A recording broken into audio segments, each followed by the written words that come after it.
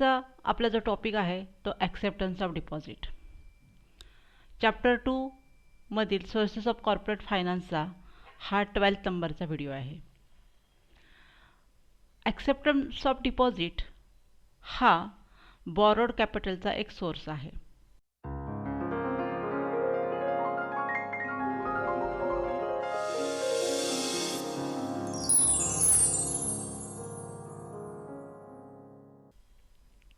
Acceptance of deposit अगोदर आपण बघूया की डिपॉझिट मीन्स काय.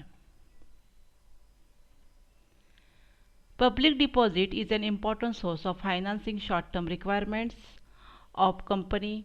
Companies receive fixed deposit from the public for the period ranging from 6 months to 36 months.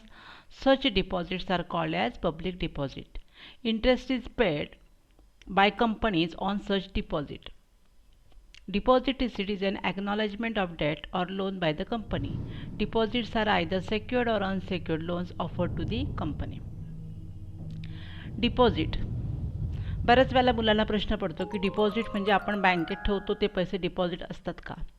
तर नाही, कंपनीसुद्धा लोकांचे पैसे म्हणजे पब्लिक डिपॉझिट त्याला म्हणतो, लोकांचे पैसे डिपॉझिट म्हणून डिपॉझिट म्हणून ॲक्सेप्ट करू शकते. त्यामुळे हा इम्पॉर्टंट सोर्स आहे. म्हणजे कंपनीकडे काही लोक डिपॉझिट म्हणून पैसे ठेवतात आणि ते पैसे कंपनीचा एक सोर्स आहे, फायनान्सचा सोर्स आहे. आणि त्याला आपण म्हणतो short term requirements of the कंपनीची शॉर्ट टर्म रिक्वायरमेंट्स कंप्लीट होण्यासाठी पब्लिक डिपॉझिट हा एक योग्य ऑप्शन्स आहे. कंपनीज रिसीव्ह फिक्स डिपॉझिट, त्याला आपण फिक्स डिपॉझिट म्हणतो, from the public for the period ranging from 6 months to 36 months. आणि कंपनीला अट आहे की लोकांचं डिपॉझिट घेताना आता फक्त 6 मंथसाठी तुम्ही तुमच्याजवळ ठेवू शकता, minimum period, and 36 months is the maximum period given to the company. कारण डिपॉझिटचे पैसे जे असतात ते फक्त 6 मंथ्स आणि अप टू 36 मंथ्स फक्त कंपनी आपल्याजवळ ठेवते, त्याच्यावर ठेवू शकत नाही. Such deposit are called as public deposit. Interest is paid by companies on such deposit. Deposit ठेवलं तर पब्लिकला काय मिळतं? इंटरेस्ट मिळतं. शेअर ठेवलं तर काय मिळतं? डिव्हिडंड मिळतो. मग डिपॉझिट ठेवल्यावरती इंटरेस्ट मिळतो, डिबेंचर ठेवलं तर इंटरेस्ट मिळतो. म्हणजे ह्या कन्सेप्ट आपल्या क्लिअर होतात की डिपॉझिट्स जर आपण कंपनीकडे ठेवलं तर आपल्याला काय मिळतं? As a deposit holder we can get the interest on such a deposits. Okay. Deposit receipt is an acknowledgement of the डेब्ट or loan by the company. त्याला डिपॉझिट रिसीट म्हणतो, म्हणजे पावती. थोडक्यामध्ये मी डिपॉझिट दिलेले आहेत पैसे, मग प्रूफ काय? तर रिसीट आपल्याला कंपनी देते. इट इज ॲन ॲक्नॉलेजमेंट, पावती थोडक्यात. Deposits are either secured or unsecured loans offered to the company. जसं आपण म्हणतो की डिबेंचर सेक्युर्ड असतात आणि अनसेक्युर्ड असतात, त्याचप्रमाणे deposit is also secured or unsecured loans असतं जे offer to the company. So that is the meaning of the deposit. Deposits means काय की deposit holder give some money to the company and it will be held for 6 months to 36 months. It is a ranging period. Okay. Deposit does not include the following. डिपॉझिटमध्ये कोणकोणत्या amount येत नाही आहेत, तर त्यातली पहिली amount. Okay. First one, any amount received from central government or state government. Central government, state गव्हर्नमेंटने जर काही अमाऊंट पे केली असेल किंवा त्यापासून जर अमाऊंट रिसिव्ड झाली असेल कंपनीला, तर त्याला डिपॉझिट म्हटलं जात नाही. कारण सगळेच पैसे डिपॉझिट असतात का? तर नाही. Second, any amount received as a loan from any banking company. बँकेने जर लोन म्हणून दिलं असेल तर it is not a deposit, it is a loan. Third point, any amount received from foreign government or international banks.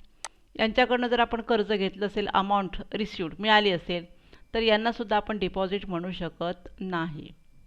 Fourth one, any amount received by a company from any other company. कंपनीला जर दुसऱ्या कंपनीकडनं जर काय amount मिळाली असेल, तर कोणत्या स्वरूपात असेल ती आपल्याला सांगता येत नाही, पण आली असेल तर आपण त्याला डिपॉझिट म्हणायचे का? तर नाही म्हणायचं.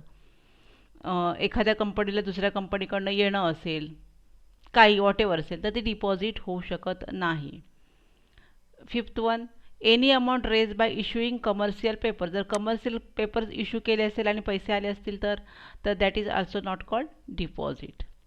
Six one, any amount raise by issue of bonds. Bonds जर इश्यू केले असेल आणि amount received to the company, that amount is not also called the deposit.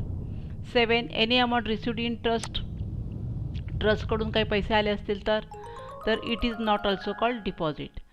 मग डिपॉझिटमध्ये 8वा प्रकार आहे any amount received by way of subscription to any shares or debenture. Debenture आणि शेअर्स किंवा डिबेंचरच्या रूपामध्ये जर सबस्क्रिप्शन आलं असेल तर यांनासुद्धा आपण डिपॉझिट म्हणू शकत नाही. म्हणजे अशा प्रकारे ह्या 8 अमाऊंट्स आहेत की ज्या डिपॉझिट म्हटल्या जात नाही.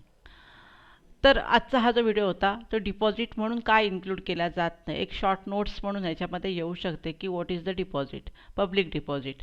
आणि तुम्हाला मिनिंग कळलं आहे. डिपॉझिट्स मीन्स काय, कंपनीकडे लोकांनी ठेवलेले पैसे ॲज अ डिपॉझिट. आणि ते डिपॉझिट किती असतं, ओन्ली 6 मंथ टू 36 मंथ्स, म्हणजे 3 वर्ष. ओके, कमीत कमी 6 महिने, जास्तीत जास्त 3 वर्ष. आणि डिपॉझिट्स स्वीकारताना खूप अटी असतात, रूल्स असतात, रेग्युलेशन्स असतात.